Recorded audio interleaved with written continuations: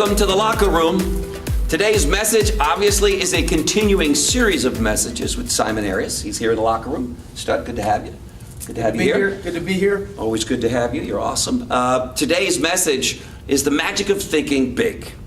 And when Simon and I discussed this particular message, it caused me to think back on the book that I read, The Magic of Thinking Big by David Schwartz. I recommend it to all of you out there in the locker room. It changed my life, and I know it will change yours. But if there's anyone who could have wrote the book, it's Simon. Because I've met lots and lots of people, thousands of them, my lifetime. I don't know that I've met anyone that can think bigger than Simon does. And Simon, I really mean that from the bottom of my heart. And real quickly, for those who know who are watching this, he's doing things that no one's ever done before in our company. He thinks bigger than anyone I've ever really been around. And I wanted him to share with all of you today in this locker room that magic of thinking big. How can I and you go about thinking bigger? So, Simon, it's all yours. Let's talk about this subject. You know, to me, I think it's like just in sports. Whether it's golf or basketball, baseball, boxing. You'll hear people all the time say, "You can't hit what you can't see. You got to keep your eye on the ball. You can't hit what you can't see. Keep your head up." It applies to so many different sports, but I think it also applies to life. You can't hit what you can't see. Keep your head up. Keep your eye on the ball. All those same things that you're brought up hearing and listening to as a young child playing sports. Wow. It applies to business. So we can't hit what we can't see. So the first step to thinking big is to seeing something very big to happen. And so what you did was set up these challenges for yourself, right? Yeah. Okay, cool. So and then really I think even more important is, Jim used to always teach me, what's your mission? Your mission can't just be about you. So I know that it's my duty, because without a vision the people will perish, right? So I have a duty to the people of which I'm given great pleasure to lead in order to think big enough that I can fit their dreams in.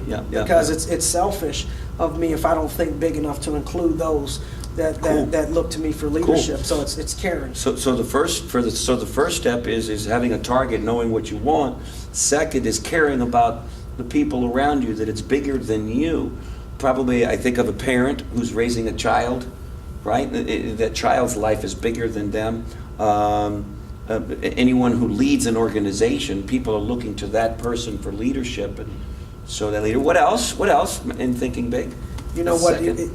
I think it's huge to be a student, and I could tell you about an example I'd like to use for thinking big is my goddaughter, Adriana. Some of you know Marcus's daughter.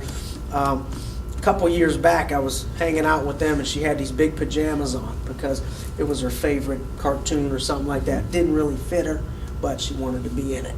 So she's walking around and holding the pants up, walking around, and I said, "Adriana, what you doing over there? You look like those pants are too big for you."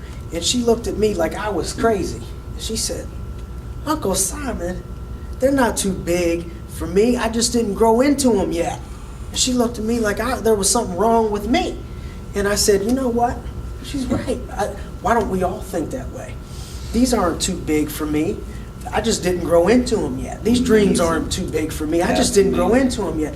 In the same way that she looked at me like I was crazy, people probably look at me like I'm crazy when I start talking about how big the dreams are of mine, because it's 2 or 3 sizes too big for me. You know what I mean? Got to grow into them. You got to grow into your PJs. Grow into your PJs. That's it. Wow, that's good stuff. There it is, gang. That's it for the locker room for today. Thanks for being here, Simon. Love you. Awesome. See you guys tomorrow in the locker room. Take care. Bye-bye. If you know someone you feel has a special story to tell or life to share, please email Eric directly and he will reach out to you and or this individual, even if you think this person is you. And by the way, if you've enjoyed and feel the Daily Locker Room has served as an inspiration in your life, why not share it with a friend by sending them the daily message?